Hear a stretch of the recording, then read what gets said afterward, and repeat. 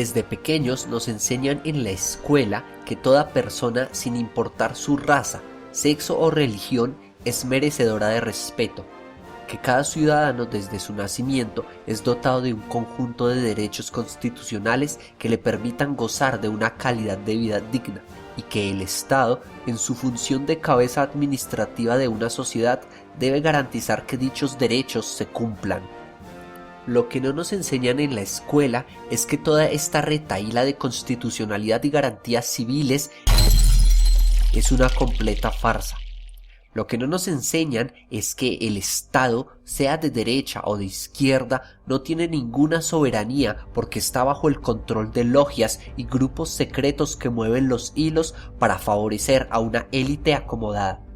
Y tampoco nos enseñan que es esta élite quien promueve el odio para dividirnos y la violencia para mantenernos a raya por si queremos protestar contra sus métodos.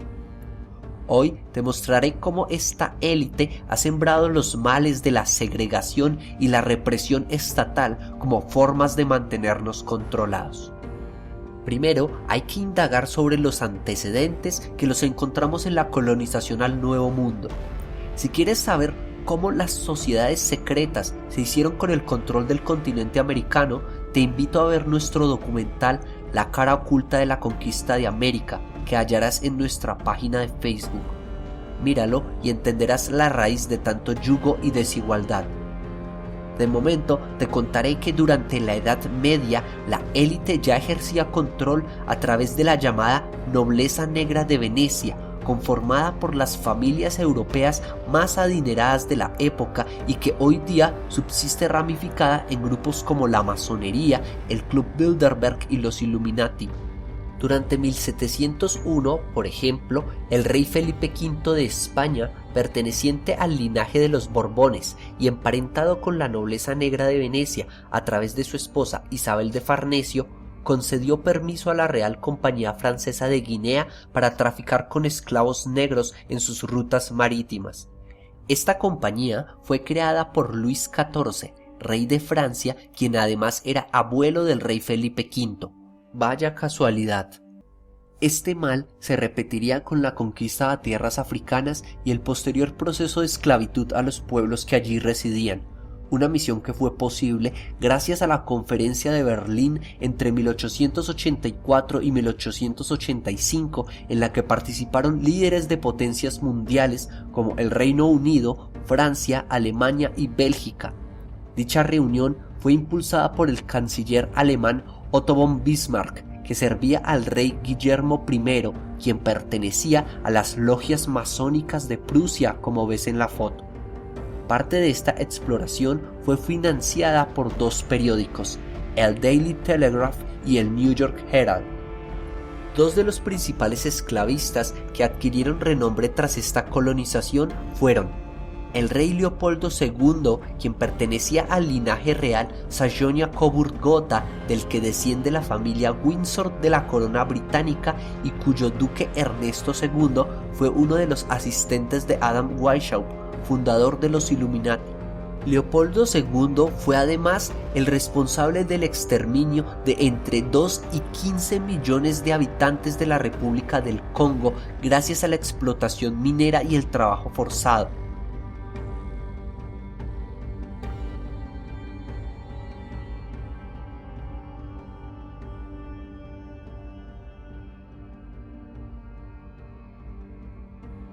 Pero en vez de ir a parar a una cárcel, se le hicieron estatuas en la ciudad de Bruselas. El otro esclavista fue Cecil Rhodes, político y empresario británico, dueño de la empresa De Beers, que trafica con diamantes y cuya brutal operación desencadenó y financió el conflicto civil de Sierra Leona, que inspiró a su vez la película Diamante de Sangre.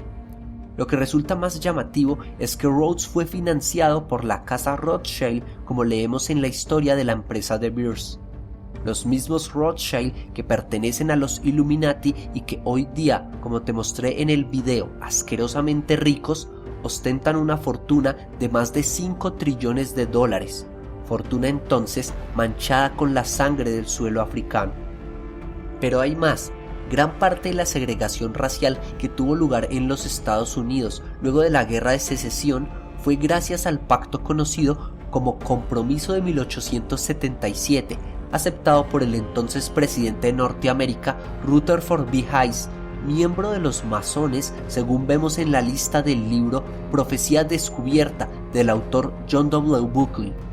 En aquel entonces, el republicano Rutherford ganó las elecciones de forma fraudulenta, de modo que para evitar que su opositor político Samuel J. Tilden le pusiera problema, los republicanos acordaron ceder ante ciertas peticiones del partido contrario, cuya esfera de influencia estaba en los estados sureños, donde dominaba una ideología de supremacía blanca. Aquello terminó socavando los derechos de los afrodescendientes y generando cosas tan estúpidas como que las escuelas públicas de blancos recibían más dinero que las escuelas para negros, o que la cantante de blues Bessie Smith hubiera muerto desangrada en una ambulancia tras un accidente de auto porque en ningún hospital la atendieron, ya que eran solo hospitales para blancos. Así es como la semilla de odio es sembrada por la élite dentro de la población. Pero si aún dudas que así sea, te presento a Albert Pike, general norteamericano durante la Guerra de Secesión, masón de grado 33, considerado una de las figuras más notables dentro de la francmasonería. Fue Pike quien en su libro Moral y Dogma estableció una contundente relación entre los cultos masónicos y el culto a Lucifer y Baphomet. Pero Pike también se distinguió por su defensa a la esclavitud, su xenofobia y además porque fue jefe y juez del Ku Klux Klan, según nos cuenta el libro El secreto masónico desvelado de José Antonio Ullate. Ante estos datos hay que reconocer, sin embargo, que no podemos echarle la culpa a la élite por el racismo y la violencia lavándonos las manos, pues es también la ignorancia y los prejuicios de las personas quienes contribuyen a estos males. Históricamente hablando, el peor crimen racial cometido en Estados Unidos fue el de la masacre de Tulsa, Oklahoma, en 1921, que dejó 300 muertos, 100.000 desalojados y 1.256 viviendas incendiadas, todo en contra de la comunidad afroamericana de la zona. Dice un dicho que el pueblo que no conoce su historia está condenado a repetirla. Ahora bien, si hablamos de la violencia de Estado, no es necesario hacer extensa tesis. Basta solo con recordar algunos de los casos en que la represión policial a favor de los gobiernos corruptos ha estado por encima de los derechos ciudadanos. Durante enero de 1969, Enrique Ruano, estudiante español de Derecho, fue asesinado por la BPS, la policía secreta franquista, por ser líder de un grupo opuesto a la dictadura de Francisco Franco, quien por cierto perteneció a la orden secreta de los Caballeros de Malta y a cuyo funeral asistió Nelson Rockefeller, uno de los miembros de la poderosa dinastía Illuminati. El 11 de septiembre de 1998, la estudiante y anarquista chilena Claudia López Benaiges fue asesinada de un disparo por la espalda dado por carabineros durante una protesta por el 25º aniversario del golpe de Estado. En este año estaba de presidente Eduardo Frei Ruiz Tagle, implicado en casos de corrupción, además de ser gran amigo de Michelle Bachelet, quien está íntimamente ligada a la francmasonería. Precisamente durante el gobierno de la señora Bachelet, el 3 de mayo de 2007, los carabineros chilenos abatieron al trabajador forestal Rodrigo Alexis Cisterna durante una protesta obrera por mejores condiciones laborales. En México, la noche del 26 de septiembre de 2014, 43 estudiantes de la Escuela Normal Rural de Ayotzinapa fueron desaparecidos por la policía bajo la nefasta administración del presidente Enrique Peña Nieto, aliado financiero y político del expresidente Carlos Salinas de Gortari, que aparece en la lista de los masones de México como ves en pantalla. De igual manera, durante 1968, en Ciudad de México, policías y militares dispararon contra civiles y estudiantes que protestaban contra el presidente Gustavo Díaz Ordaz, quien tenía buenas relaciones con la familia Rockefeller. Cerca de 5.000 personas fueron asesinadas. Se le conoce como la masacre de Tlatelolco. En agosto de 2017, según una noticia de El País, 121 jóvenes venezolanos fueron asesinados por la policía durante las protestas contra el régimen de Nicolás Maduro, presidente, por cierto, respaldado por Gustavo Cisneros, millonario venezolano dueño de los medios, miembro del Club Bilderberg y relacionado a la lista de pedófilos de Jeffrey Epstein. En Colombia, el 25 de noviembre de 2019, fue asesinado el estudiante Dylan Cruz por agentes del SMAT, la policía antidisturbios, durante las protestas contra el gobierno de Iván Duque, de quien Álvaro Jones Arboleda, gran maestro de la masonería en Colombia, dijo en una entrevista radial el 27 de julio de 2018 que el presidente tenía actitudes masónicas. Un presidente, por cierto, cuya campaña y nexos han sido bastante cuestionables. De igual manera, el 11 de mayo de 2021, durante las protestas contra la subida de impuestos, el líder social y estudiante de Ciencias del Deporte y Recreación de la Universidad Tecnológica de Pereira, Lucas Villa, fue asesinado de 8 tiros, presuntamente por agentes del gobierno. El 20 de mayo de 2020, en la provincia de Tucumán, Argentina, el señor Luis Espinosa fue asesinado por la policía solo porque estaba afuera violando la cuarentena, mientras que el 19 de mayo de 2020, en Puerto Tejada, Cauca, Colombia, el joven de 24 años, Anderson Arboleda, fue también asesinado a golpes por la policía, igualmente por violar la cuarentena. Eso debe darnos una idea de lo que significa la nueva normalidad que tanto se ufanan en repetir los gobiernos y los medios de comunicación. La mayoría de estos casos, por no decir que todos, están cubiertos por la impunidad y la complicidad del Estado. No debería sorprendernos, pues el sistema, o la Matrix si lo prefieres, es una maquinaria eficaz que se nutre con la violencia, la corrupción, el odio y todo aquello que acarrea infelicidad a nuestra civilización. Así, quienes gobiernan y dirigen la maquinaria pueden vendernos la ilusión de felicidad a través de sus métodos. El escritor Aldous Huxley lo retrata con estas palabras: una dictadura perfecta tendría la apariencia de una democracia, pero sería básicamente una prisión sin muros en la que los presos ni siquiera soñarían con escapar. Sería esencialmente un sistema de esclavitud en el que, gracias al consumo y el entretenimiento, los esclavos amarían la servidumbre. Muchos acusan al sistema capitalista directamente, pero si la política de derecha es culpable, la izquierda no lo es menos.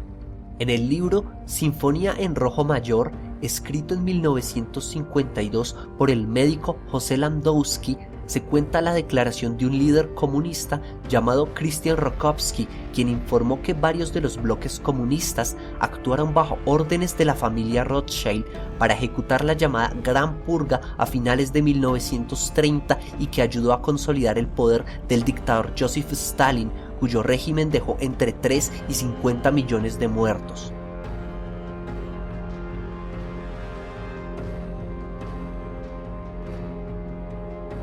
Rokowski de hecho nombra en su declaración a los Illuminati de Baviera como parte del complot capital comunista para extender su poder.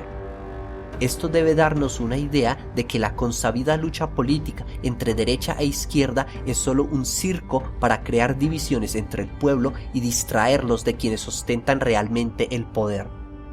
Tan cierto es esto que el magnate, impulsor del nuevo orden mundial y socio de las familias Rockefeller y Rothschild, George Soros, financia a través de su fundación Open Society movimientos de tendencia anarquista como los grupos feministas modernos o el grupo Black Lives Matter, que, según un artículo del 2016 del Washington Times, recibió $33 millones a través de la fundación de Soros. Según esta otra noticia del portal New Front, el periodista Bechir Rabini fue encontrado muerto en 2018 cuando intentaba casualmente exponer la conexión entre George Soros y grupos de izquierda como Antifa. Así, la élite mantiene fiel a su filosofía: divide y conquista. Ya lo decía Simón Bolívar, más que por la fuerza, nos dominan por la ignorancia. Afortunadamente son tiempos, aunque álgidos, prometedores, y las personas comienzan a estar cansadas de las mentiras del sistema.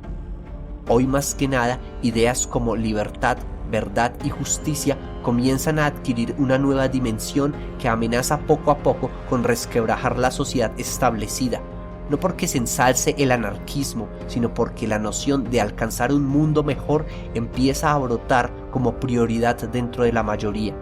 Que tú no seas la excepción.